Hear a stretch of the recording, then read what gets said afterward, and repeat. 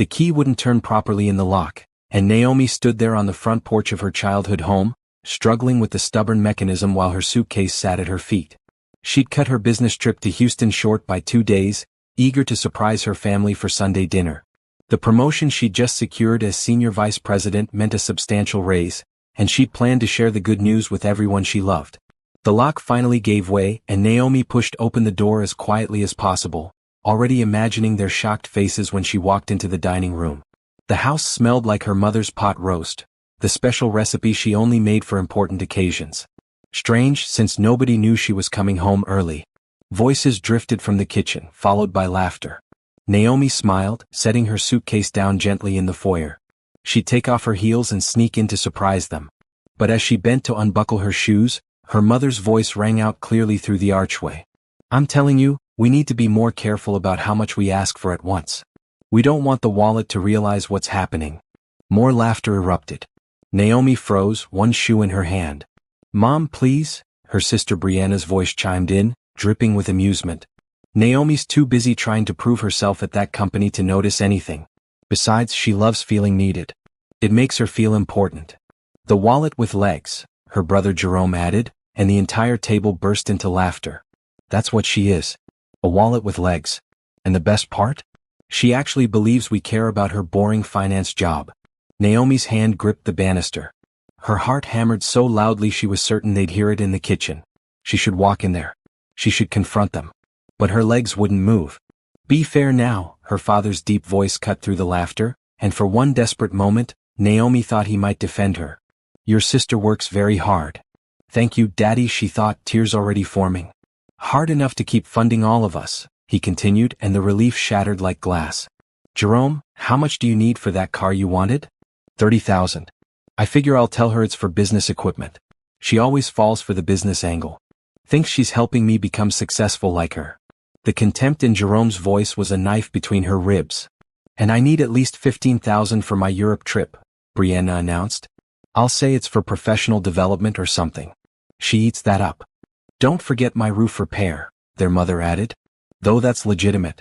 "Well, the roof is fine, but the kitchen could use remodeling. 50,000 should do it."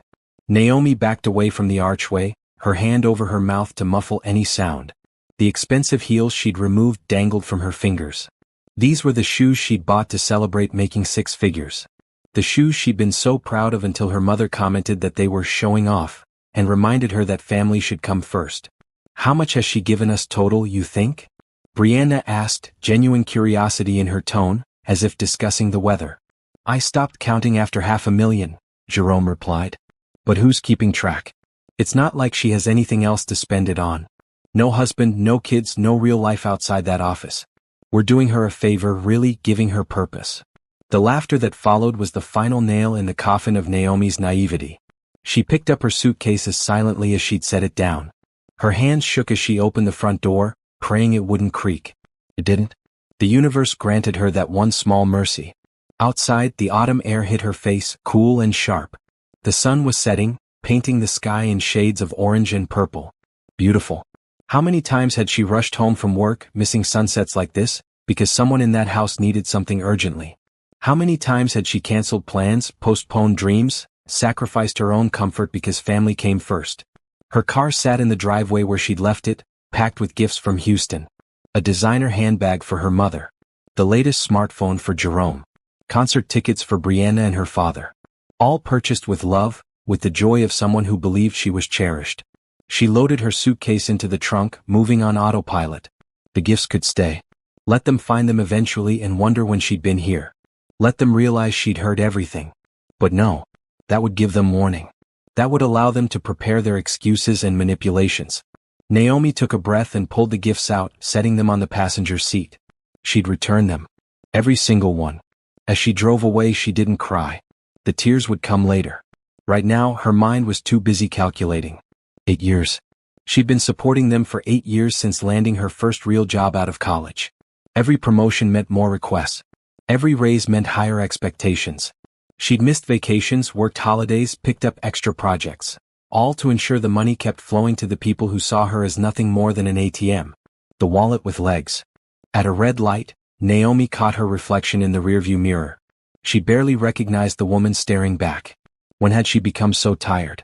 The dark circles under her eyes told stories of sleepless nights spent worrying about other people's problems. The tension in her jaw spoke of stress she'd accepted as normal. She was beautiful, everyone said so. You'd be married by now if you focused less on work, her mother always said. As if Naomi's single status was a choice rather than a consequence of having no time or energy for her own life. Every spare moment went to family obligations. Every spare dollar went to family needs. Her phone buzzed. A text from her mother, "Are you coming for dinner? I made your favorite." The manipulation was so smooth, so practiced.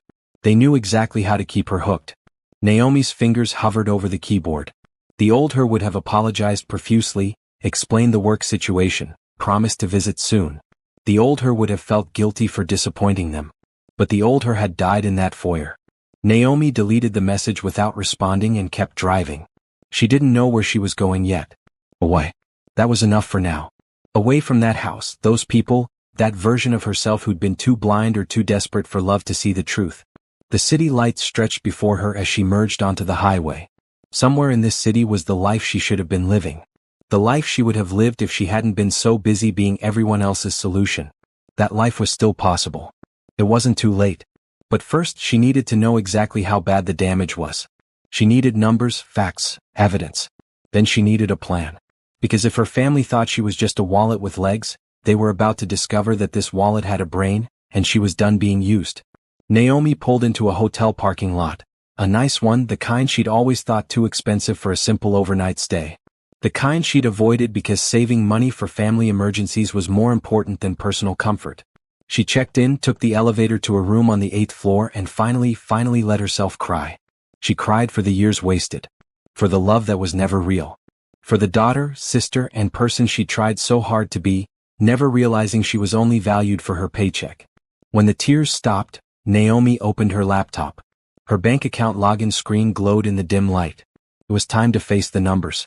Time to see exactly what being a wallet with legs had cost her. But more importantly, it was time to make a plan. Because they'd made one crucial mistake in their mockery and manipulation. They'd assumed she'd never find out. They'd assumed she'd never fight back. They'd assumed wrong. Naomi didn't sleep that night. She sat cross-legged on the hotel bed, surrounded by her laptop, tablet, and phone, with 8 years of financial statements spread across the spreadsheet on her screen. Each entry was a memory. Each transaction was a lie she'd believed. She started with the beginning, fresh out of college, her first real paycheck as a junior analyst. She'd been so proud, so eager to share her success with the family who'd supported her through school. Except, as she now scrolled through those early statements, she realized even that narrative was false. She'd put herself through college with scholarships, student loans, and 3 part-time jobs. Her family's support had been emotional at best, and even that was questionable now. The first transaction stood out, $5,000 to her mother. The note she'd written to herself said, "Mom's medical bills." Naomi closed her eyes, remembering her mother's tearful phone call about how insurance wouldn't cover a necessary procedure. How scared she'd sounded. How Naomi had transferred the money immediately, eating ramen for 2 months to make up the difference in her tight budget. She opened a separate tab and searched for her mother's name in public records. Property ownership. 3 rental properties purchased 7 years ago. Right around the time of those medical bills. Naomi's stomach turned. She kept digging. Jerome's first request, $10,000 for business startup costs. "I'll pay you back as soon as the business takes off," he'd promised. It never did, according to him. Failed venture after failed venture, each requiring fresh capital that never materialized into returns. But Naomi found his business registration, a successful IT consulting firm that had been operating profitably for 6 years. The same business he claimed had never gotten off the ground. Transaction after transaction, lie after lie. Brianna's student loan help that totaled $45,000. Brianna, who apparently had a trust fund from their late grandmother that she'd never mentioned. Her father's gambling debts, always presented as one-time emergencies, appeared with suspicious regularity every few months. By 3 a.m., Naomi had created a detailed spreadsheet. The total made her physically ill, $847,000. $847,000 over 8 years. Money that could have been a house, retirement savings, travel, experiences, investments in her own dreams. Instead, it had funded their lies. But it wasn't just the money. As dawn broke through the hotel windows, Naomi pulled up her old calendars and started a new document. This one-track time. Missed opportunities. The job offer in New York she'd turned down because moving would mean she couldn't help her family as easily. The promotion she'd delayed accepting because it required travel, and what if they needed her? The relationships that fizzled because she was always canceling dates for family emergencies. She remembered Nathan, a kind architect she'd dated briefly 3 years ago. He'd wanted to get serious, but Naomi could never commit enough time. There was always a family crisis. Always someone who needed her immediately. He'd finally said, "I feel like I'm competing with your family for your attention and I'm losing." She'd let him go, thinking he didn't understand how important family was.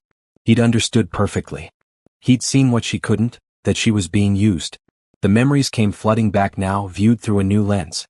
Every birthday of hers that passed with minimal celebration because someone else always had something more important happening. Every achievement she downplayed because drawing attention to her success made her family uncomfortable. Every time she'd apologized for not doing enough, not giving enough, not being enough. At 6 a.m., Naomi ordered room service, a full breakfast spread that cost $75. The old her would have felt guilty about the expense. The new her barely blinked. She'd given them nearly $1 million. She could buy herself breakfast. While she ate, she made a list of every payment, every excuse, every manipulation tactic. Her mother's specialty was guilt, emotional stories about sacrifice and hardship, reminders of how hard it was to raise 3 children alone after the divorce, conveniently forgetting their father had been present and contributing the whole time. Jerome used admiration, constantly praising her intelligence and success before sliding in requests. Brianna employed jealousy, making Naomi feel boring and old for working so much, then asking for money to fund the exciting life Naomi was supposedly missing. And her father? He was the silent partner, rarely asking directly but always present during the big requests, adding legitimacy with his approval. They'd worked her like a con, each playing their role perfectly. Naomi opened her investment accounts next. She'd started contributing to a 401k only 2 years ago, much later than she should have because there was never money left over. Her savings account, meant to hold an emergency fund, hovered around $12,000. Pathetic for someone with her income. She should have had hundreds of thousands in savings and investments by now. She pulled up a retirement calculator and entered what her financial situation should have been if she'd kept that $847,000 and invested it conservatively. With compound interest at her current age of 32, she'd be looking at a projected retirement fund of over $3 million by age 65. Instead, she had $87,000 in her 401k and negligible savings. The anger that had been building since yesterday crystallized into something cold and sharp. This wasn't just about money anymore. They'd stolen her future. They'd stolen years of her life, convinced her that their needs were more important than her own well-being, and laughed about it behind her back. At 9 a.m., Naomi started making phone calls. First, a lawyer specializing in financial elder abuse and family exploitation. The receptionist said they didn't typically handle adult children cases, but Naomi's calm recitation of the facts earned her an emergency appointment for that afternoon. Next, a therapist. She needed to process this and she needed to do it properly. The first available appointment was in 2 weeks. She took it. Then she called her office and used a week of her accumulated vacation time. She had months stored up, another consequence of always being too busy with family obligations to take real breaks. Her boss, surprised, immediately approved. "You've been burning the candle at both ends, Naomi. Take 2 weeks. You've earned it. 2 weeks." Naomi looked at her spreadsheet, her evidence, her documented betrayal. 2 weeks to build a fortress around her assets and her heart. 2 weeks to plan her exit from their lives. She opened her email and started drafting messages. Nothing to her family, they'd get silence for now. But to her bank, requesting new accounts be opened without any authorized secondary users. To her credit card companies, removing authorized users. To her investment advisor, requesting an emergency meeting. Every action felt like reclaiming a piece of herself. Around noon, Naomi finally showered and dressed. She looked at herself in the mirror, really looked. She was 32 years old. Beautiful as she'd been told countless times, though she'd never quite believed it. Her dark skin glowed even under the harsh bathroom lights. Her natural hair, usually pulled back in a tight bun for work, fell in curls around her face. Her eyes, though tired, held a new clarity. She'd lost 8 years to their lies. She wouldn't lose another day. The lawyer's office was downtown in a sleek high-rise. Attorney Mitchell Green turned out to be a sharp-eyed woman in her 50s who listened to Naomi's story without interruption, taking notes on a legal pad. When Naomi finished, Mitchell sat back. "You have documentation of all this? Every transaction. Every text message request. I even have recordings from the last 3 months. They'd call me at work begging for money, and my phone automatically records work calls for compliance purposes." Mitchell smiled, and it wasn't a kind smile. It was the smile of someone who knew exactly how to win. "Good. Now we need to be clear about your goals. Are you looking to recover any of this money?" Naomi had thought about this. "I want them to face consequences. But I know realistically they've likely spent it all. What I want is protection, legal guarantees that they can't come after me, that they can't access my accounts, that I have a clear paper trail showing I've cut them off for cause. Consider it done. I'll draft cease and desist letters and get you set up with ironclad financial protections. Any joint accounts?" "No, thank God. But they all have my contact information, my work address, everything." "We can work with that. Let me ask you something, Naomi. How do you want this to end?" Naomi thought about the laughter in that kitchen. The casual cruelty of being reduced to a wallet with legs. "I want them to understand they can't use me anymore. I want them to face the reality of their own choices without my safety net. And then I want to never think about them again." Mitchell nodded. "Then that's what we'll do." 3 days into her investigative week, Naomi sat in a coffee shop across from a private investigator named Simone Taylor. She'd initially thought hiring a PI was excessive, dramatic even, but her lawyer had suggested it, and now Naomi understood why. Simone slid a folder across the table. "Your instincts were correct. There's more you don't know." Naomi opened the folder and her stomach dropped. Inside were financial records, property deeds, and business registrations that painted a picture she'd never imagined. Her family wasn't struggling. They were thriving. They just preferred thriving on her money while keeping their own. "Your mother," Simone began, pulling out a highlighted document, "owns 4 rental properties, not 3. The 4th was purchased last year, a beach house in South Carolina that she lists on vacation rental sites for $4,000 a week during peak season. It's booked solid every summer." Naomi stared at the listing photos. She recognized the furniture. Some of it was pieces her mother had claimed were family heirlooms, too precious to sell, even when she was supposedly desperate for money. The 3 other properties generate approximately $7,500 monthly in rental income after expenses. Your mother's total annual income from these properties is roughly $120,000. Yet she's claimed to you repeatedly that she's living on Social Security and the small pension from her late husband's estate. "That's my father." "He's not dead," Naomi said automatically, then realized how absurd it was to focus on that detail. "Wait, I thought they were divorced." "They are. Legally separated for 15 years but never actually divorced. For tax and benefit purposes." Simone pulled out another document. "Your father has a similar setup. He owns a series of sports memorabilia shops, 3 locations, quite profitable. He clears about $180,000 annually after expenses." The gambling debts, Naomi realized, had likely been real at some point. But instead of addressing the root problem, her father had simply ensured he'd never actually lose his own money. He gambled with hers. "Jerome," Simone continued, and Naomi braced herself. "He's the most interesting case. That IT consulting firm you found? It's a subsidiary of a larger tech company he co-founded with 2 partners. The company went public last year. His shares are currently valued at approximately $2.3 million. Naomi couldn't breathe. "He told me he was broke. Last month he said he couldn't make rent. He owns his house. Bought it outright 3 years ago." Simone showed her the deed. The rent money was probably for something else. Maybe his boat. Yes, he has a boat. Keeps it at a marina downtown. The betrayal somehow kept getting worse. Naomi had skipped purchasing a car she needed because Jerome had called desperate for rent money. She'd driven her dying Honda for another year, listening to it wheeze and praying it wouldn't break down on the highway during her commute. "And Brianna?" Naomi wasn't sure she wanted to know. "Trust fund from your maternal grandmother, as you discovered. Current value, $680,000. She's been receiving distributions since she turned 25. That was 4 years ago. She asked me for rent money last week. Her apartment is a luxury condo in the Arts District. The monthly cost is $3,200, and yes, she pays it herself from her trust. The money she asks you for is purely discretionary spending." Naomi's hands were shaking. She put them in her lap. "So all of them?" None of them actually needed my money? Correct.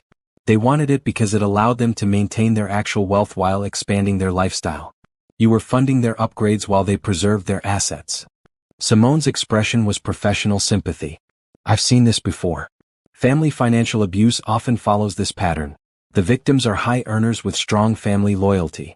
The abusers present false scarcity while hiding real abundance. Why? Naomi's voice cracked. If they all have money, why take mine? Why not just be honest?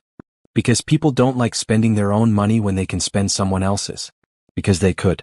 Because you let them. Simone's bluntness was actually helpful. And now you're going to stop them. Naomi looked at the folder. Evidence of betrayal. Proof of lies. But also something else. Proof that she didn't need to feel guilty anymore. They weren't struggling. They'd never been struggling. Every sob story, every emergency, every guilt trip had been a performance. There's one more thing, Simone said carefully. I found a group chat. She handed over her phone. Screenshots of a family group text. One Naomi had never been added to. The messages went back years. Her mother hit her up for the kitchen remodel. Used the roof story, she fell for it before. Jerome, I need a new car. Think she'll believe the business expansion angle again? Brianna, oh, she literally believes anything we tell her. It's almost too easy. The messages continued, detailing strategies, comparing notes on what worked, laughing about her gullibility. There were memes mocking her dedication to family. Jokes about her single status. Speculation about her salary and how much they could reasonably extract before she got suspicious. One message from her father stood out. Remember, the key is making her feel needed. She's desperate for family approval. As long as we give her that, she'll keep paying. Naomi handed the phone back. She felt oddly calm. The anger had transformed into something colder, clearer. This wasn't just exploitation. It was premeditated, organized, and sustained. They turned using her into a family project. I need all of this documented and stored securely, Naomi said. Multiple backups. Already done. You have copies in 3 separate cloud services and 1 physical drive. I also grabbed screenshots of their social media posts showing expensive purchases and vacations that coincided with times they claimed to be struggling financially. Naomi remembered those posts now. Her mother's photos from a European cruise last spring. The same month she'd called Naomi crying about not being able to afford her medicine. Jerome's brand new Mercedes posted to Instagram. The same week he'd asked for $5,000 for basic living expenses. She'd seen the posts and never connected the dots. She'd been too trusting, too willing to believe there were explanations. Too eager to be the hero who saved the day. What's your next move? Simone asked. Naomi gathered the folders. I'm going to secure everything they might try to access. Then I'm going to let them think everything is normal for a few more weeks while I prepare. And then. She smiled, and it felt like the first genuine smile she'd managed in days. Then I'm going to let them know exactly what I found and watch their world collapse. Revenge isn't usually healthy, Simone cautioned. This isn't revenge. This is consequences. They've spent 8 years facing none. It's time that changed. Naomi left the coffee shop with the evidence folder tucked securely in her bag. The afternoon sun was bright, the air cool and crisp. Fall had always been her favorite season. A time of change, of things ending and beginning. How fitting. She had 3 more days of vacation left. She'd spend them building walls they couldn't breach and foundations they couldn't shake. Because they'd taught her one valuable lesson through all of this. When people show you who they are, believe them. And they'd shown her exactly who they were. Now she'd show them exactly who she could be without them dragging her down. Naomi spent the next week in stealth mode, transforming her financial life with surgical precision. Every action was deliberate, documented, and designed to create an impenetrable barrier between her resources and their grasping hands. Her first stop was her primary bank. She met with a personal banking specialist named Terrence, who listened to her situation with professional concern, masking what she suspected was internal shock. I need to close all current accounts and open new ones, Naomi explained. Different account numbers, different access credentials, maximum security protocols. Terrence nodded, typing notes. We can set you up with fraud protection, verbal passwords for phone access, and alerts for any unusual activity. I also recommend setting up a separate account for what I call family interference protection. What's that? A minimal account that looks real but has almost nothing in it. If someone somehow gets your account number or tries to access your finances, they'll see that one. Appears to have your name and information, but it's essentially a decoy. Naomi like that. Do it. By the end of the meeting, her financial architecture had completely changed. New checking account, new savings account, new routing numbers. She set up automatic transfers from her paycheck to multiple high-yield savings accounts and investment portfolios. Terrence helped her create a detailed budget that prioritized her own future. Retirement contributions maxed out, emergency fund fully stocked, personal expenses comfortably covered. You're in good shape now, Terrence said as they finished. Your family would need court orders to access any of this, and even then with the documentation you have showing the pattern of exploitation, most judges would deny the requests. Next, Naomi met with her HR department and updated every emergency contact, every beneficiary, every authorized person on file. Where her mother's name had been listed as emergency contact, Naomi entered her lawyer's information. Where Jerome had somehow gotten himself added as a beneficiary on her life insurance policy, something she'd completely forgotten about, she removed him and designated a charity instead. The HR representative raised her eyebrows. Removing all family members is unusual. Are you sure? Completely sure. She changed her address to a P.O. box, arranged for mail forwarding, and set up fraud alerts on all her credit reports. She called every credit card company and requested new cards with new numbers. The old ones she ceremonially cut up in her hotel room, each snip of the scissors feeling like cutting threads that had bound her. Her lawyer, Mitchell, had prepared a comprehensive legal strategy. We're creating what I call a documentation fortress, she explained during their second meeting. Every piece of evidence is cross-referenced, every communication is archived. If they try to claim you abandoned them or failed to honor verbal agreements, we have proof that every transfer was accompanied by deliberate deception on their part. Mitchell had also drafted what she called preventive cease and desist letters, not to send yet but to have ready. Each letter, tailored to the specific family member, detailed the fraudulent claims, the evidence Naomi possessed, and the legal consequences of any further contact or harassment. When you're ready to cut them off, we'll send these via certified mail. It creates a paper trail showing they were officially notified and chose to violate it if they continue contact. Makes any future restraining orders much easier to obtain. What about them trying to claim I owe them money? Naomi asked. Could they say the transfers were loans? Not without documentation. And we have all your notes showing each transfer was in response to their claimed emergencies and needs. Adult children have no legal obligation to financially support their parents or siblings in most states. Even if they tried to claim some kind of contract, the evidence of fraud would invalidate it. Naomi felt the knot in her chest loosening. She was protected. She was safe. She spent an afternoon setting up new social media accounts and deactivating old ones. Her family had tags on her locations, access to her posts, and had used information from her social media to time their requests. She realized now that whenever she posted about a work success or achievement, requests for money would follow within days. The new accounts were private, carefully curated, and included exactly 0 family members. Then came the harder emotional work. Naomi sat in her therapist's office. She'd found one who could see her quickly, and laid out everything. The betrayal, the evidence, the plan. Dr. Paige West, a no-nonsense woman with kind eyes, listened without interruption. When Naomi finished, Drive West asked, "What's your biggest fear about cutting them off?" "That I'm overreacting," Naomi admitted. "That I'm being cruel. That I'll regret it." "Let me ask you this. If a friend came to you with this exact situation, what would you tell them?" Naomi considered. "I'd tell them to run. I'd tell them they were being abused and exploited. Yet you're worried about being cruel to your abusers." The word landed hard. Abusers. They didn't hit me. Abuse isn't only physical. Financial abuse, emotional manipulation, psychological exploitation. These are all real forms of abuse. You're not overreacting. If anything, you've underreacted for 8 years. They spent the rest of the session working through Naomi's guilt, unpacking years of conditioning that had taught her family obligations superseded personal well-being. Drive West gave her homework. Write a letter to her younger self, explaining what she knew now. That night, in her hotel room, she'd extended her stay, not ready to return to her apartment yet. Naomi wrote the letter. "Dear 24-year-old me, that first request for money? Say no. The guilt you feel about having resources when they claim not to is manufactured. Their emergencies will never end because they're not real emergencies. They're opportunities to exploit your kindness. You are not responsible for fixing their lives. You are not required to sacrifice your future for their present. Love should not cost everything you have.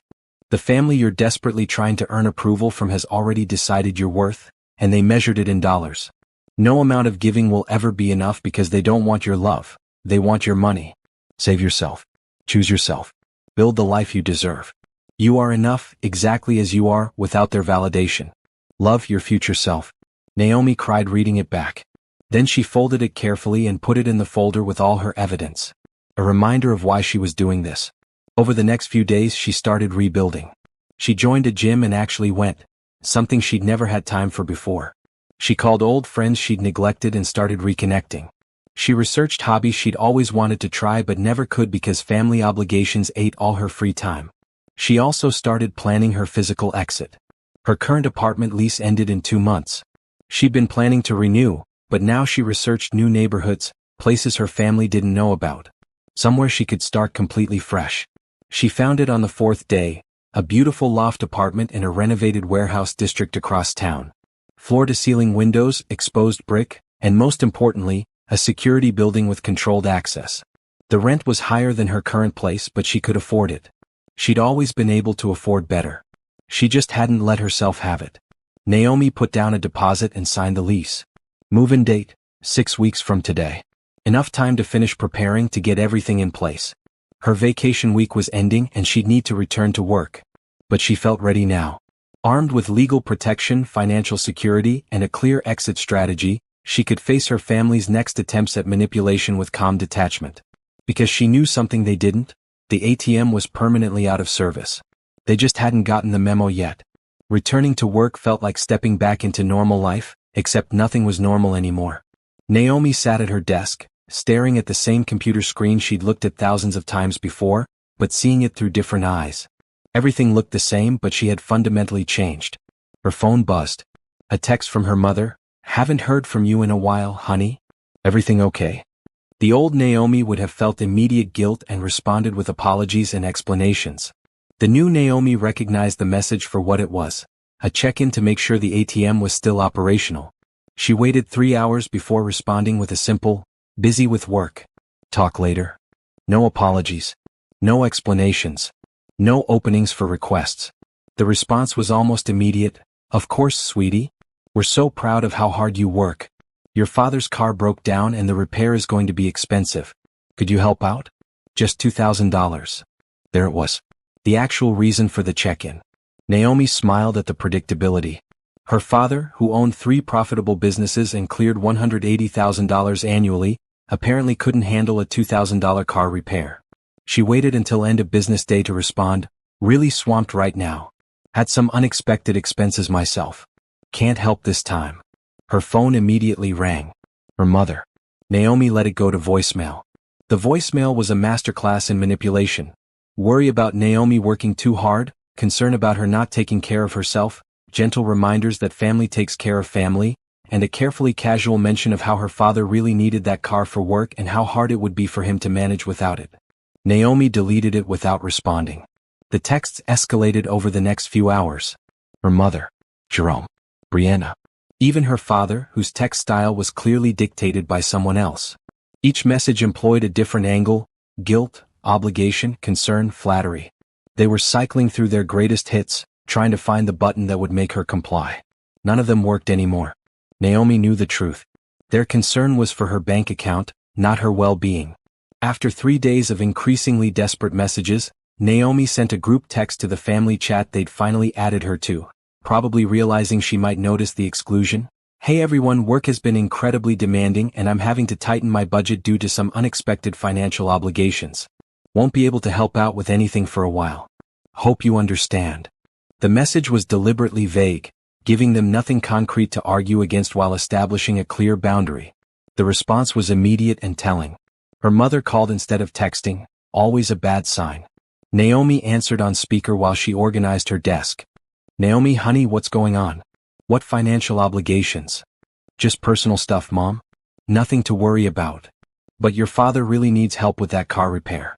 We wouldn't ask if it wasn't important. I understand, but I can't help right now." Silence on the line. Then in a cooler tone, "This isn't like you. What's really happening?" Naomi kept her voice pleasant. Nothing's happening. I'm just managing my own finances better. Isn't that responsible? Of course, but family comes first. You know we'd do the same for you. Would they? Naomi wanted to ask. When had they ever offered to help her? Every crisis had been one way. But she didn't take the bait. I'm sure Dad can figure out the car situation. He's always been resourceful. More silence. Then her mother's tone shifted to hurt. I don't understand this sudden change. Have we done something to upset you? The gaslighting was impressive. They'd done everything to upset her, but admitting she was upset meant explaining why, and Naomi wasn't ready for that confrontation yet. Nothing's wrong, Mom. I just need to focus on my own situation right now. But I have to go. Meeting starting. Naomi hung up before her mother could respond. Her hands were shaking slightly, but she felt good. That was the first time she'd ever said no without apologizing, without offering alternatives, without letting them manipulate her into compliance. Over the next 3 weeks, Naomi perfected the art of declining requests. She became a master of vague excuses and firm boundaries. Every request was met with some version of "can't help right now," or "going through a tight financial period myself," or "really need to focus on work." She watched their frustration mount from a safe distance. The messages became more frequent, more urgent, more manipulative. Brianna tried the jealousy angle, sending photos of her fabulous life and mentioning how nice it must be that Naomi had money to spare since she didn't have an exciting life to fund. Jerome attempted masculine bonding, calling her for just a chat, that inevitably turned into a request for investment in his latest venture. Her father's approach was silence, a punishment that had always worked before, making Naomi desperate to regain his approval. This time she welcomed it. Her mother cycled through every emotion: hurt, anger, confusion, guilt-tripping, even attempted bargaining. If you help with this one thing, we promise not to ask again for 3 months. They'd never kept such promises before. Naomi didn't believe they'd start now. She documented everything. Every text, every voicemail, every attempted manipulation. She saved them in a dedicated folder, building evidence of their harassment. At work, Naomi threw herself into projects with renewed energy. Without the constant stress of family financial crises, she found her performance improving. Her boss noticed during their monthly one-on-one. "You seem different lately," he observed. "More focused. Everything okay?" "Everything's great, actually. Just got some personal situations sorted out." "Well, whatever you're doing, keep it up. The senior partners have noticed. We're considering you for the lead on the Morrison account." The Morrison account was huge, potentially career-defining. The old Naomi would have hesitated, worried about the time commitment and how it might impact her availability for family emergencies. The new Naomi didn't hesitate. "I'd be honored. When do we start?" As she left the meeting, her phone buzzed. "Jerome, emergency. Need $5,000 today. Business payroll crisis." Naomi pulled up the private investigator's report on her phone. Jerome's business was flush with cash. She could see the most recent quarterly statements. This emergency was either a fabrication or a problem of his own making, and either way, it wasn't her responsibility. She didn't respond at all. That evening she got a call from an unknown number. Against her better judgment, she answered. "Naomi?" It was Brianna. "My phone died and I'm stranded. I need you to send money for a cab home.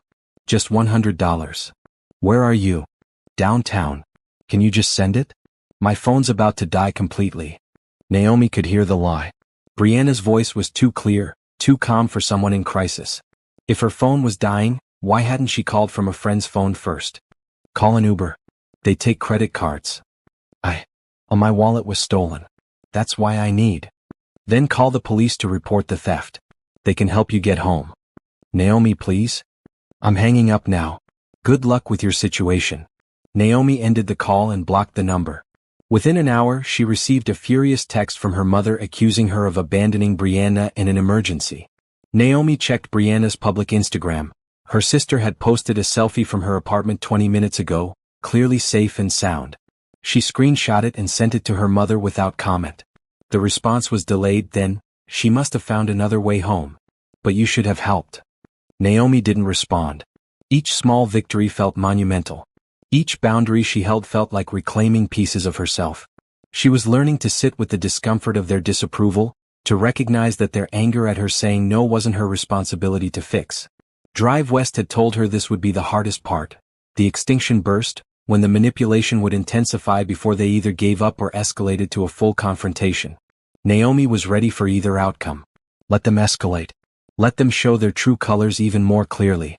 She had evidence, legal protection, and most importantly, she had clarity about who they really were. The wallet with legs was learning to walk away. By week 6 of Naomi's financial withdrawal, her family's attempts at manipulation had evolved from subtle to desperate. They were no longer pretending these were isolated requests. They sensed something had fundamentally changed and they didn't like it. It started with a family group text initiated by her mother. Family dinner this Sunday. Everyone needs to be there. Important discussion. Naomi stared at the message, recognizing it for what it was. An ambush. They'd realized individual approaches weren't working, so they were going for a united front. She thought about declining, but curiosity won out. She wanted to see what they'd try when cornered. I'll be there, she texted back. Sunday arrived with unseasonably cold weather. Naomi dressed carefully, a simple but expensive outfit that projected confidence. She wore the pearl earrings she'd bought herself last week, the ones she'd almost put back because they seemed too extravagant. She didn't need to save that money anymore. It was hers to spend on herself. She arrived exactly on time, walking into the house that no longer felt like home. The smell of her mother's cooking filled the air, all of Naomi's favorites, she noticed. The manipulation started before she even took off her coat.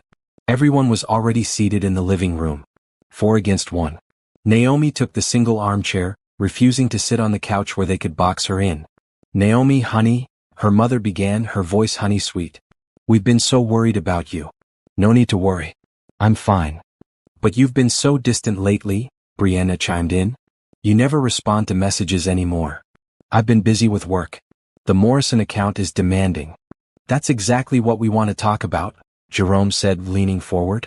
We're concerned you're prioritizing work over family. Naomi almost laughed. They'd always encouraged her to work harder, earn more, because more income meant more money for them. Now that the pipeline had shut off, suddenly they cared about work-life balance. My work is important to me, she said evenly. Of course it is, her father interjected. We're proud of your success. But family should come first. We taught you that. You did teach me that, Naomi agreed, letting the words hang with their double meaning. Her mother exchanged glances with the others before continuing. The thing is, honey, we've noticed you've been refusing to help with family needs lately. Jerome really needed that money for payroll. His business is profitable, Naomi interrupted. I checked. Silence crashed through the room. Jerome's face flushed. What do you mean you checked? I mean I looked into your business. It's doing quite well actually. Congratulations on going public, by the way. That must have been exciting. Jerome's mouth opened and closed like a fish. Her mother jumped in quickly. Sweetie, I don't know where you're getting your information, but the same place I got information about your rental properties, Mom. All 4 of them. And the vacation house in South Carolina. Beautiful place. $4,000 a week during peak season. That must bring in good money. Her mother went pale. Brianna stood up. Have you been spying on us?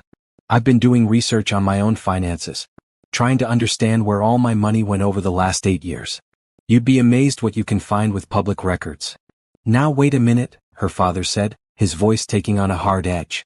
You're making it sound like we did something wrong. We're your family. Family helps each other. Help implies reciprocity, Naomi said calmly. What you've been doing is exploitation. That's a terrible thing to say. Her mother's hurt tone was perfectly calibrated, except Naomi had seen behind the curtain now. She knew it was performance.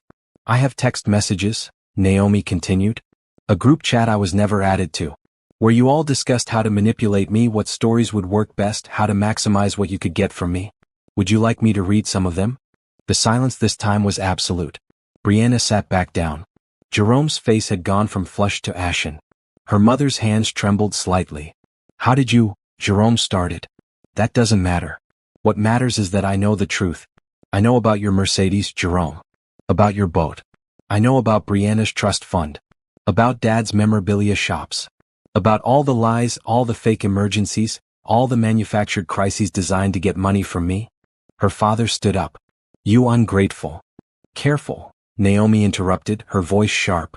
I have lawyers now. Very good lawyers.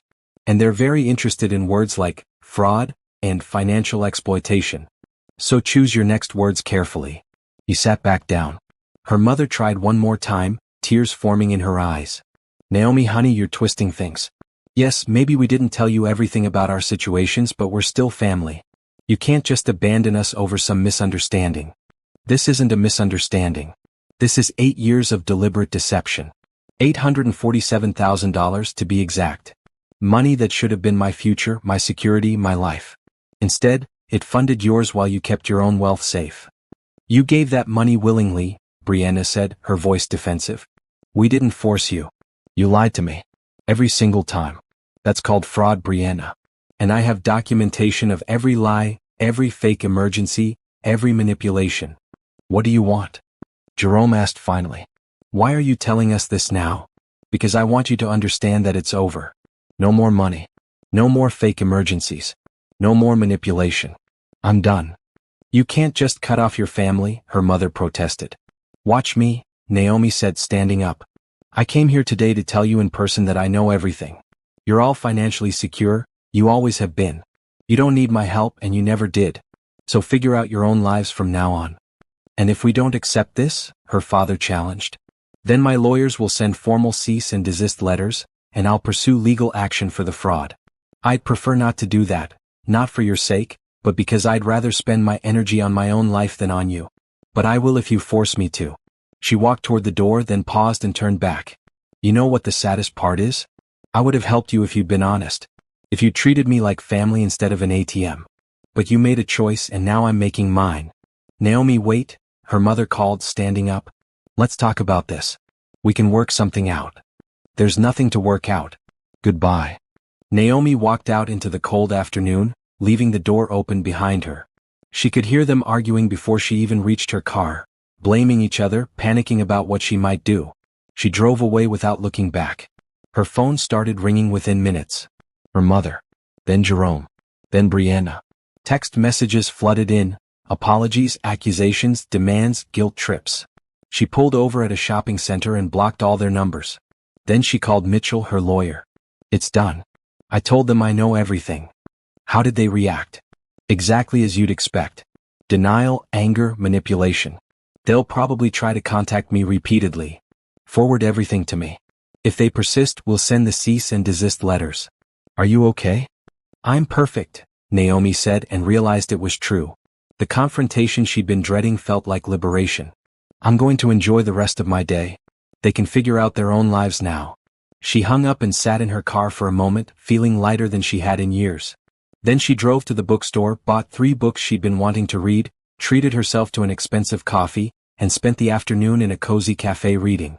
Her phone buzzed occasionally with blocked number attempts and messages from relatives she barely knew. Clearly her family had started recruiting reinforcements. She turned off all notifications and kept reading. The wallet with legs was learning to walk wherever she wanted. 3 days after the confrontation, Naomi's lawyer sent the cease and desist letters via certified mail. Each family member would receive their own personalized version detailing the specific fraudulent claims they'd made, the evidence Naomi possessed, and the legal consequences of any further contact. Mitchell had called before sending them. Last chance to back out if you're having second thoughts. No second thoughts. Send them. They'll be delivered tomorrow. Expect escalation first. People don't like being held accountable. Mitchell was right. The escalation started within hours of the deliveries. Naomi tracked the certified mail receipts online. All 4 had been signed for by 2 p.m. on a Thursday. By 3 p.m. her work phone was ringing. By 4 p.m., someone was buzzing her apartment building's intercom. By 6 p.m., family members she'd spoken to maybe twice in her life were calling her from unknown numbers, trying to guilt her on her family's behalf. Naomi had prepared for this. She'd already briefed her building's security about potential harassment. She'd informed her office receptionist to screen all calls. She'd set her personal phone to automatically send unknown numbers to voicemail. The voicemails were a mix of rage, manipulation, and panic. Her mother's voice, thick with tears. How could you do this to us? We're your family. You're going to destroy us over money? I can't believe I raised such a selfish daughter. Jerome's message was angry. You really got lawyers involved? Over what? Some money between family members. You're going to regret this, Naomi. You can't treat people like this and expect no consequences. Brianna's was petulant. This is so dramatic. You're acting like we committed some crime. We're your family, not strangers. This is ridiculous and you know it. Her father's was brief and cold. You've made your choice. Don't come crying to us when you need something. Naomi forwarded every message to Mitchell without listening to them fully. Let her lawyer handle the legal implications. She had better things to do than engage with their manipulations. The social media attack started next. Brianna posted a long, carefully worded status about how sad it is when people value money over family, and how she was praying for family members who've lost their way. The post generated dozens of sympathetic comments from people who had no idea what was really happening. Naomi's phone buzzed with notifications. She'd been tagged in several posts by extended family members, all expressing concern about this family conflict and urging her to forgive and move forward. None of them knew the full story. None of them had asked for her side. She sent one mass text to all the relatives who'd contacted her.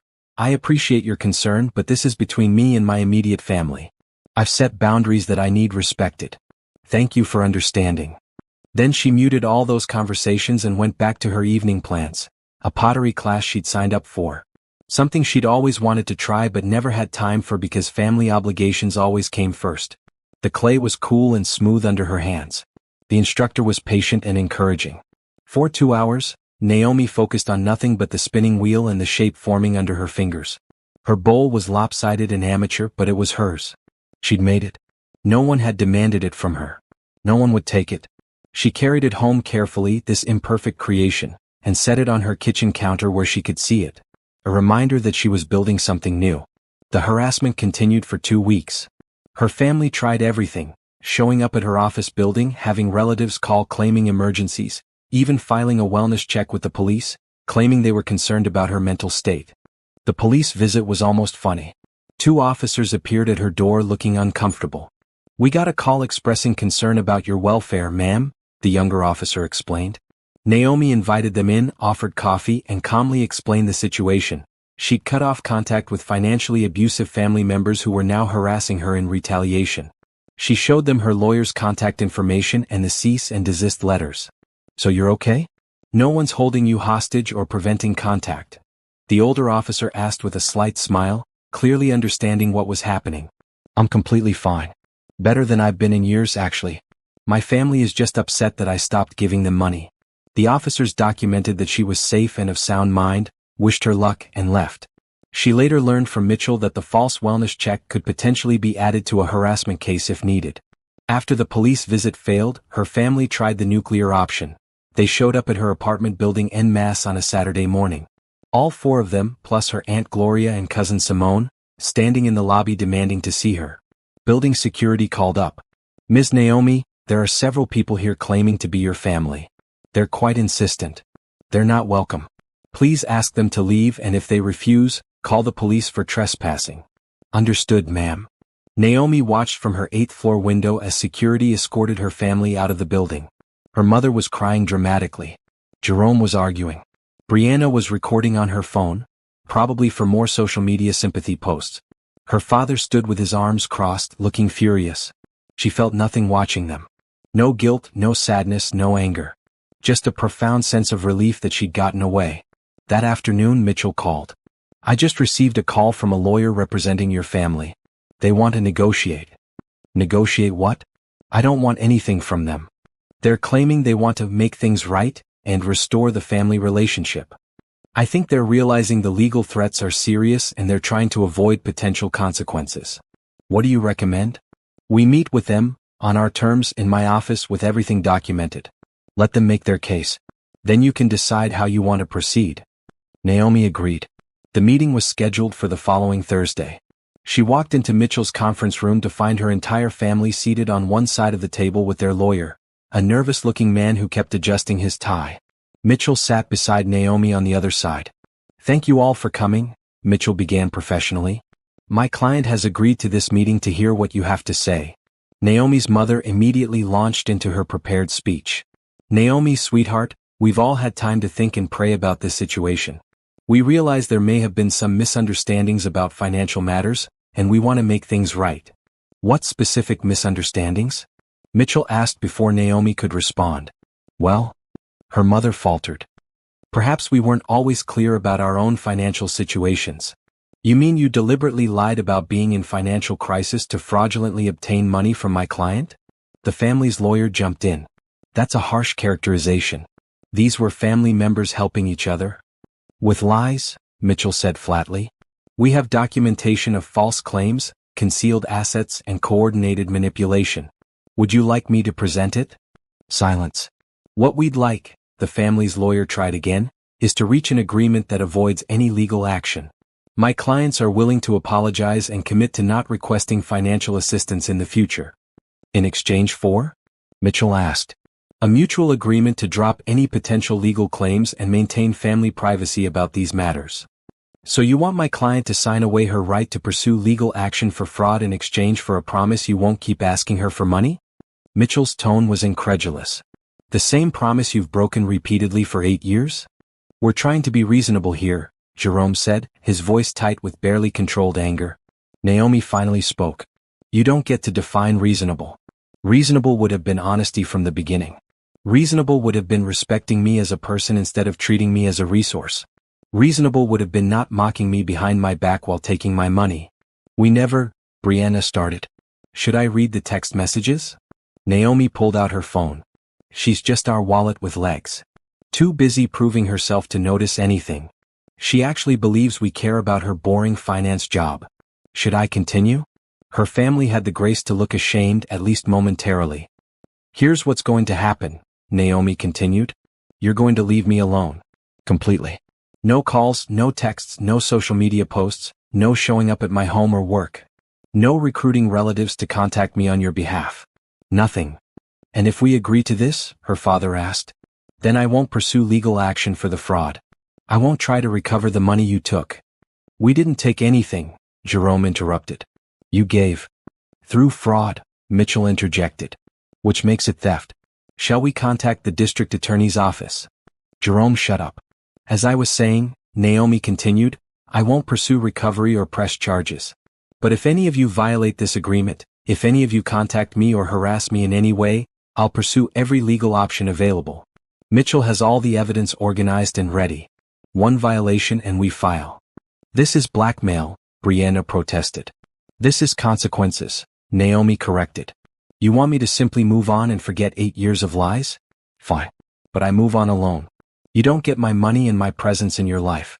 Choose one. Her mother tried once more. But we're family, Naomi. Families forgive. Families also don't exploit each other systematically for nearly a decade. You made your choices. Now live with them. The meeting ended with a formal agreement drafted by the lawyers. Her family would cease all contact. Naomi would not pursue legal action as long as they honored the agreement. Everyone signed. Walking out of the office, Mitchell asked, How do you feel? Free, Naomi answered. And she meant it. The first month without her family was the quietest Naomi's life had been in 8 years. No emergency calls. No guilt-laced texts. No manufactured crises requiring immediate financial intervention. The silence was strange at first, almost uncomfortable. She'd been conditioned to constant chaos. But slowly, the silence transformed into peace. Naomi moved into her new loft apartment on a sunny Saturday morning. She'd hired professional movers, a luxury she'd never allowed herself before, always opting for the cheapest option and doing most of the work herself. Watching someone else carry boxes felt indulgent and wonderful. The loft was everything she'd wanted. Sunlight streamed through the massive windows. The open floor plan gave her space to breathe. The building's security system made her feel safe. For the first time in years, she was creating a home that was entirely hers, with no obligation to house family members who showed up unannounced or store things for relatives who never retrieved them. She furnished it slowly, deliberately. Each piece was chosen because she loved it, not because it was practical or affordable or would impress anyone. The velvet sofa in deep emerald green. The dining table she'd seen in a boutique and fallen in love with. Art for the walls, real art from local galleries, not mass-produced prints. Her mother would have called it wasteful. Jerome would have suggested she invest the money instead. Brianna would have criticized her taste. Their opinions didn't matter anymore. Naomi threw a housewarming party, her first party in years. She invited colleagues from work, friends she'd reconnected with, people from her pottery class and the book club she'd recently joined. No family. The absence felt right. Her friend Taylor arrived early, carrying a bottle of expensive wine and a plant. This place is amazing, Naomi. I can't believe you've been hiding in that old apartment for so long. I wasn't hiding. I was. Naomi paused, considering. I was stuck. But I'm not anymore. As the evening progressed, filled with laughter and genuine connection, Naomi realized this was what life was supposed to feel like. Light, easy, fun. Without the undercurrent of obligation and manipulation that had poisoned every interaction with her family. Marcus, a kind software developer she'd met through friends, stayed after most guests had left, helping her clean up. They'd been on 2 casual dates, but nothing serious yet. Naomi was taking things slowly, learning to trust again. You seem happy, he observed, loading glasses into her new dishwasher. I am. For the first time in a long time. Want to talk about what changed? Naomi considered telling him the whole story but decided against it. That chapter was closed. I set some boundaries that I should have set years ago. It's made all the difference. He nodded, not pushing for details. She appreciated that about him. He respected her privacy, didn't demand explanations, seemed content to know her as she was now rather than excavating her past. Work had become more fulfilling too. Without the constant stress of family financial drains and manufactured emergencies, Naomi's performance had gone from excellent to exceptional. The Morrison account was a massive success, earning her recognition from senior partners and a substantial bonus. She invested the bonus money in a diversified portfolio, contributed to her retirement accounts, and yes, spent some on herself. A long weekend in Charleston, new professional wardrobe, and a premium gym membership. Each purchase felt like reclaiming ground she'd lost. Her therapist, Drive West, noted the changes during their sessions. You're different. More present. Less anxious. I didn't realize how much mental space they were taking up, Naomi admitted. Every interaction was exhausting because I was always on guard, waiting for the next request, the next crisis. Even when things were calm, I was bracing for impact. And now I can just exist. I can make plans without wondering if I'll have to cancel them. I can save money without guilt. I can spend money on myself without feeling selfish. Drive West smiled. That's not just recovery. That's growth. But cutting off her family wasn't without challenges. Extended relatives still occasionally tried to contact her, usually around holidays, urging her to forgive and forget, or be the bigger person. She'd crafted a standard response. I appreciate your concern, but this situation is more complex than you may understand, and my decision is final. Some relatives persisted, convinced they could mediate. Naomi blocked them too. She'd learned that people who didn't respect her boundaries didn't deserve access to her life. The hardest moment came 6 weeks into her new life. Naomi was at the grocery store when she saw her mother in the produce section. For a moment, their eyes met across the display of apples. Her mother's face crumpled, and Naomi felt a wave of conditioned guilt. Then she remembered the group chat. The mockery. The calculated manipulation. The wallet with legs. Naomi turned and walked down a different aisle without acknowledging her. When she glanced back, her mother was gone. That night she cried, not from regret, but from grief for what she'd never actually had. She'd lost her family, but the truth was she'd never had them, not really. What she'd lost was the illusion of family, and that was worth mourning even as she celebrated its absence. It's okay to grieve, Drive West told her in their next session. You can acknowledge that what happened was painful while still knowing you made the right choice. Naomi started volunteering at a financial literacy nonprofit, teaching young women about money management and protecting themselves from financial exploitation. She found purpose in helping others avoid the trap she'd fallen into. Her story, anonymized but honest, resonated with many participants. One young woman, no more than 23, approached her after a workshop. My boyfriend keeps asking to borrow money. He always says he'll pay me back, but he never does. Your presentation made me realize I'm not being supportive, I'm being used. Naomi helped her create a financial plan and set boundaries. Watching the young woman walk away with renewed confidence felt like transforming her pain into something valuable. 3 months after cutting off her family, Naomi ran into an old family friend at a coffee shop. Linda, her mother's best friend for decades, looked uncomfortable but approached anyway. Naomi, I heard what happened. Your mother's been devastated. I'm sure she has, Naomi said neutrally. Don't you think you're being a bit harsh? I know families can be difficult, but completely cutting them off seems extreme. This was the moment Naomi had been preparing for, the well-meaning but uninformed interference. Linda, I appreciate your concern, but you don't have the full picture. What happened wasn't a simple family disagreement. It was systematic financial exploitation that cost me nearly $1 million in 8 years of my life. Linda's eyes widened. $1 million? But your mother said it was just some misunderstanding about loans? They weren't loans. They were fraudulent claims of financial emergencies while they were all financially secure. They lied to me repeatedly and mocked me for believing them. Naomi kept her voice calm but firm. I understand my mother has shared her version of events, but I have documentation, legal evidence, and recordings that tell a very different story. I didn't know. Most people don't.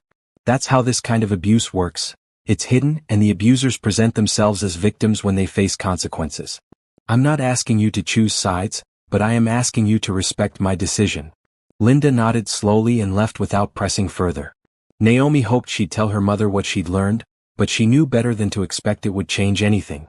As autumn deepened into winter, Naomi's new life solidified. She had a routine that nourished rather than drained her. Morning runs, work she excelled at, evenings spent on hobbies and friendships, weekends free for whatever she wanted. The absence of family drama created space for genuine joy. She started dating Marcus more seriously. He was patient with her boundaries, understanding when she explained, in broad terms, that she'd recently ended contact with her family. My family's complicated too, he shared over dinner one night. I get it. The families we're born into aren't always the families we need. That phrase stuck with her. Naomi was building a chosen family now, friends who valued her for herself, not her wallet. Colleagues who respected her boundaries. Communities where she felt safe being authentic. The hardest question came from her young cousin, Simone, who was 17 and had apparently not gotten the memo about no contact.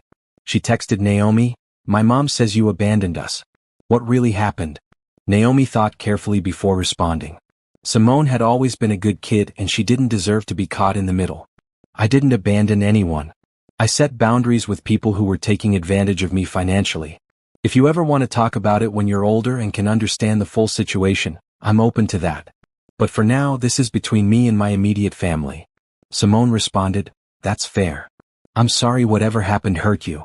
That small kindness from a teenager meant more than Naomi expected. Maybe not everyone in her biological family was lost to her. Maybe someday when Simone was an adult and could form her own opinions, there could be a relationship there. But even if not, Naomi was okay. She was building something better than what she'd lost. Winter gave way to spring, and Naomi felt like she was blooming alongside the city.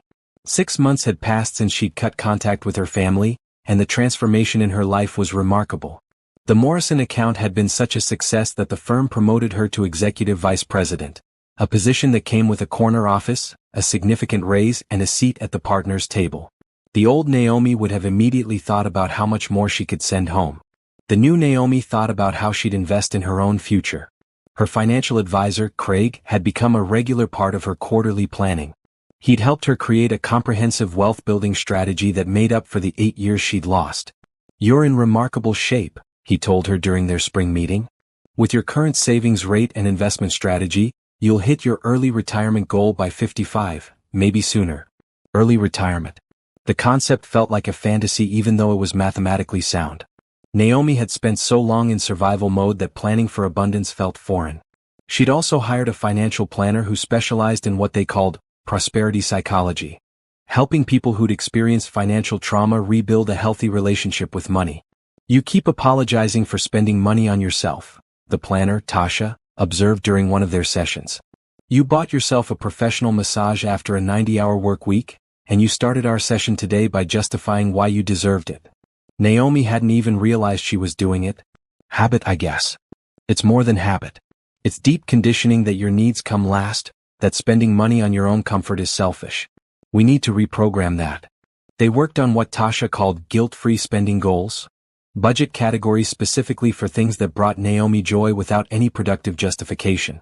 Spa days. Books she'd never read but wanted to own. Concerts. Travel. Things that were purely for pleasure.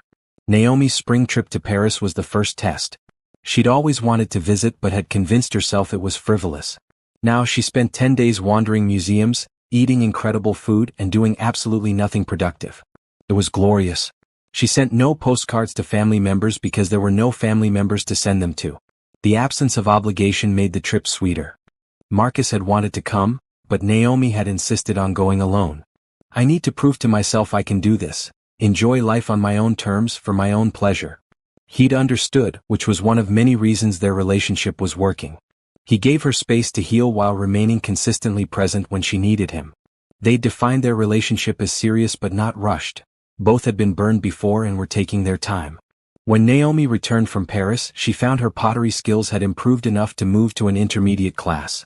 Her lopsided bowls had evolved into pieces she was genuinely proud of. She'd even sold 2 pieces at a local artisan fair, though the money wasn't the point. The creation was. "You're finding yourself," Drive West observed during their now monthly therapy sessions. "That's what happens when you're not spending all your energy on other people's drama." "I didn't realize how little I knew about myself," Naomi admitted. "I built my entire identity around being the responsible one, the successful one, the one who took care of everyone else. Without that, who am I? Who do you want to be?" Naomi had been thinking about that question a lot. She'd started a journal, something she'd never had time for before, and found herself writing about dreams she'd long suppressed. Opening her own financial consulting firm. Writing a book about financial literacy for young women. Traveling more. Maybe fostering dogs. Learning to paint. Taking a cooking class. None of these dreams involved her family. That absence felt healthy rather than sad now. At work, Naomi had become a mentor to several younger women in the firm. She recognized herself in them, ambitious, hardworking, often struggling with work-life balance and family obligations. She shared her story when appropriate, always emphasizing the importance of boundaries and self-preservation. One mentee, Jordan, confided that her family constantly pressured her for money. "They say I'm selfish for wanting to save for a house instead of helping them. They say family comes first." "Family does come first," Naomi agreed. "But you are part of your family too. Your needs matter. Your future matters. If they can't respect that, they're not treating you like family, they're treating you like a resource." She watched Jordan's face shift, recognizing the same awakening she'd experienced. It felt good to help someone else escape the trap earlier than she had. Naomi's friend group had expanded significantly. She joined a women's professional networking group, a book club that actually read the books, and a hiking group that explored trails every weekend. For the first time in her adult life, her calendar was full of activities she'd chosen for herself rather than obligations to others. Taylor, her closest friend now, sometimes asked about her family. "Do you ever think about reaching out? Seeing if anything's changed?" "No," Naomi answered honestly. "I spent 8 years hoping they'd change, trying to earn their genuine love and respect. They showed me clearly that they never will. I'm not interested in giving them another chance to prove it again." "Fair enough. I just want to make sure you don't have regrets." "My only regret is not leaving sooner." That summer, Naomi took another big step. She bought a small cabin in the mountains. It had been a foreclosure, needed work, but the bones were good. She poured money and effort into renovating it into a personal retreat. Every weekend she could spare, she drove up there and worked on it, painting, refinishing floors, building a deck. Marcus helped with the heavier renovations. They worked side by side in comfortable silence, the kind that came from genuine compatibility rather than forced togetherness. "You're building a really beautiful life," he commented one evening as they sat on the newly finished deck watching the sunset. "I'm trying. It's still weird sometimes living for myself." "It suits you." Naomi had also started therapy with a specialist in family estrangement. The regular sessions with Drive West had been crucial for her initial healing, but she wanted to dig deeper into the specific challenges of permanently cutting off biological family. "Society tells us that family abandonment is one of the worst things we can do," the specialist, Dr. Morrison, explained. "But that narrative is designed around functional families. It doesn't account for abuse, exploitation, or toxicity." "I still get people telling me I'll regret it on my deathbed," Naomi admitted. "Will you?" Naomi thought about that honestly. "No. I think I'd regret spending my entire life being used more than I'll ever regret standing up for myself." The therapy helped her work through the last remnants of guilt. She learned to recognize manipulation attempts even from strangers who heard partial versions of her story. It developed scripts for dealing with nosy relatives and well-meaning friends who didn't understand estrangement. Most importantly, she learned that her choice was valid even if others didn't understand it. She didn't need anyone's permission to protect herself. 1 year after cutting contact, Naomi celebrated the anniversary quietly. She looked at her life spreadsheet, a habit she'd maintained, and saw the stark difference. Her retirement accounts were flourishing. Her savings were robust. Her investments were diversified. Her debt was paid off. All in 12 months of keeping her money for herself. But more than that, she looked at her life satisfaction metrics, another thing she'd started tracking. Happiness levels, significantly up. Stress levels, dramatically down. Sense of purpose, higher than ever. Quality of relationships, exponentially better. She'd lost a family but gained a life. The math was clear. 2 years had passed since Naomi had walked out of that family dinner. 2 years of building, growing, healing, and thriving. She stood in her corner office on the 40th floor, looking out over the city she'd conquered, and felt nothing but contentment. Her consulting firm, Harper & Associates, named after her grandmother who'd encouraged her education, had officially launched 6 months ago. She'd left the corporate world on excellent terms, taking several major clients with her and building a practice focused on ethical financial planning and wealth protection, especially for women. The business was thriving beyond her projections. She'd hired 3 associates, rented a beautiful office space, and developed a reputation as a straight-shooting advisor who told clients what they needed to hear, not what they wanted to hear. Her specialization in family financial boundaries had become her signature offering. She'd even been featured in Forbes for her work helping people protect their assets from exploitative relatives. The article never mentioned her personal story by name, but anyone who knew her history could read between the lines. Naomi's personal life had flourished too. She and Marcus had moved in together 6 months ago, a careful decision that they'd both approached with eyes wide open. Their relationship was built on mutual respect, clear communication, and genuine partnership. He never asked for money. He paid his share. He supported her business without trying to control it. "You know what I love about you?" he told her recently. "You're the most self-sufficient person I've ever met, but you let me in anyway. That takes courage after what you went through." Her cabin in the mountains had become a full renovation project that she'd completed herself. Well, with Marcus's help and professional contractors for the complicated bits. But the design was hers. The vision was hers. It was her sanctuary and she'd built it with money she'd earned and kept. Last month, she'd added solar panels. Next month, she was installing a hot tub. Because she could. Because she wanted to. Because there was no one to tell her it was wasteful or to suggest that money could be better spent on someone else's needs. She'd published a book, The Wallet Rebellion, Financial Self-Defense Against Family Exploitation, that had quietly become a bestseller in personal finance circles. The book detailed the psychological tactics of financial abuse, legal protections available, and step-by-step guides for extracting oneself from toxic family financial relationships. Readers reached out daily, sharing their own stories. Naomi had created a support forum where people navigating family financial estrangement could connect. It had grown to thousands of members. She turned her pain into a resource that helped others escape similar situations.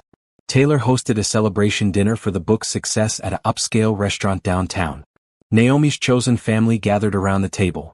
Marcus, several close friends, her business partners, Drive West who'd become a friend beyond therapy, and several members of her hiking group. To Naomi, Taylor raised her glass. "Who turned betrayal into brilliance and taught the rest of us that it's okay to put ourselves first." They toasted. Naomi felt tears prick her eyes but held them back. These were her people. The ones who'd never asked her for anything except her authentic self. The ones who celebrated her success instead of calculating how much they could extract from it.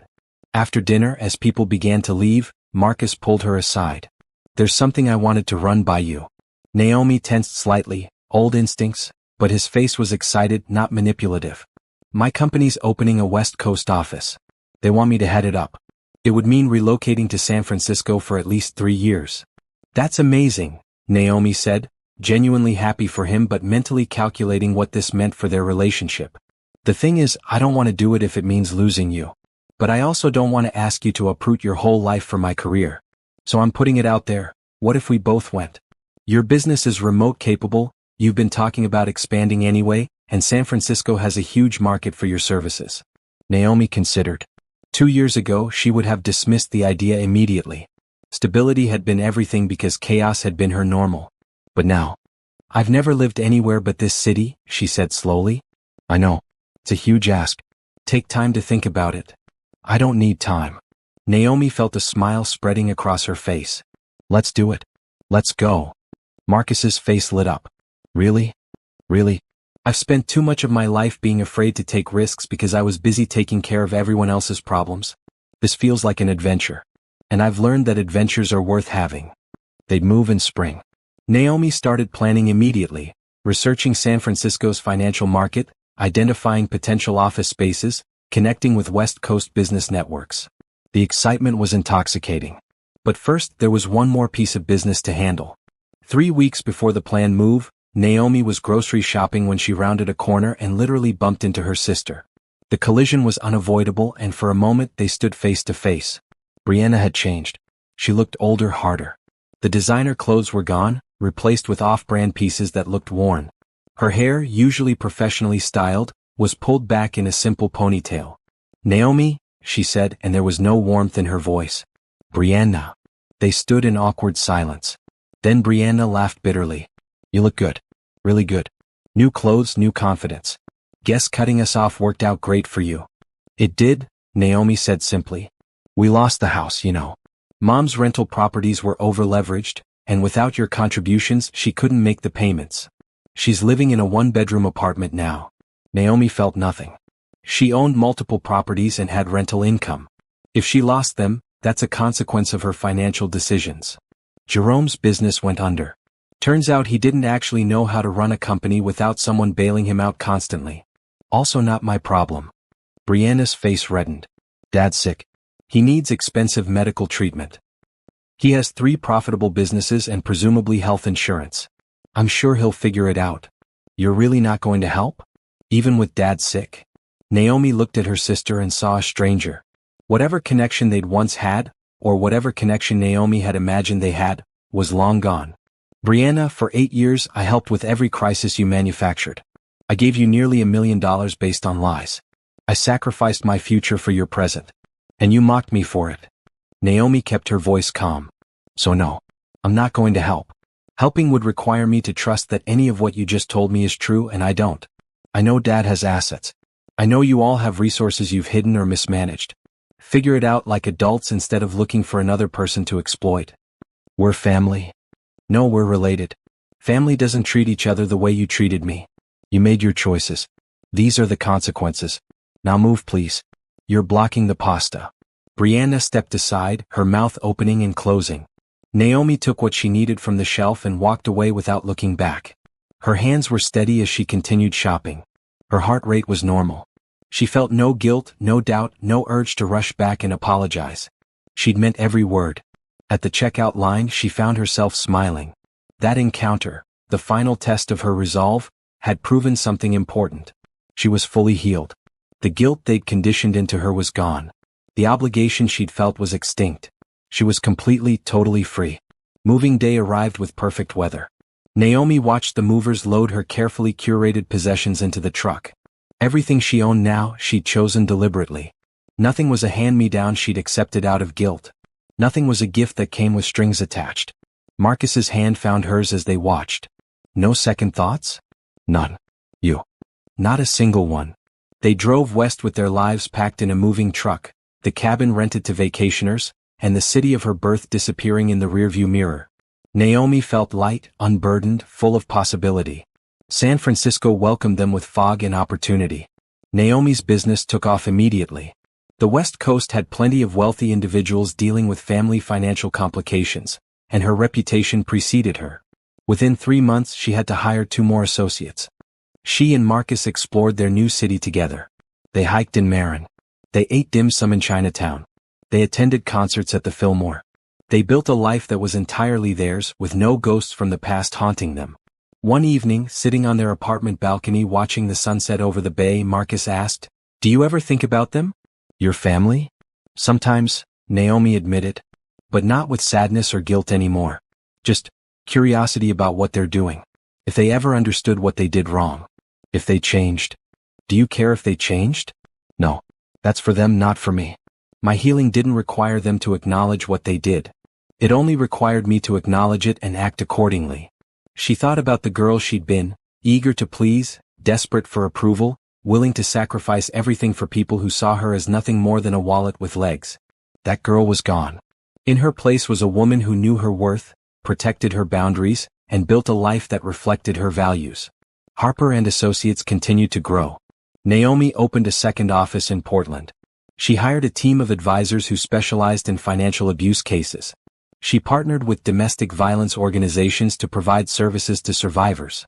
She turned her trauma into a mission. The book became a series. The forum became a non-profit organization. Her story, once a source of shame, became a testimony to the power of choosing yourself. 3 years after leaving her family, Naomi received an email from an unfamiliar address. Against her better judgment, she opened it. It was from her cousin Simone, now in college. "Hi Naomi, I hope you're well. I'm studying business and recently took a family finance course. We discussed financial exploitation, and I finally understood what must have happened between you and the rest of the family.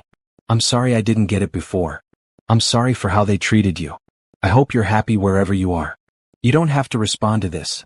I just wanted you to know that someone in the family understands now and thinks you made the right choice. Simone." Naomi read the email twice, then wrote back, "Thank you for reaching out, Simone. I'm happy. Very happy.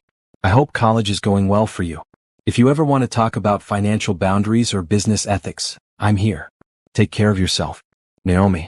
It wasn't reconciliation with her family, but it was a small connection with someone who'd been caught in the middle. Naomi was okay with that. She'd learned that relationships didn't have to be all or nothing. She could have boundaries while remaining open to people who respected them.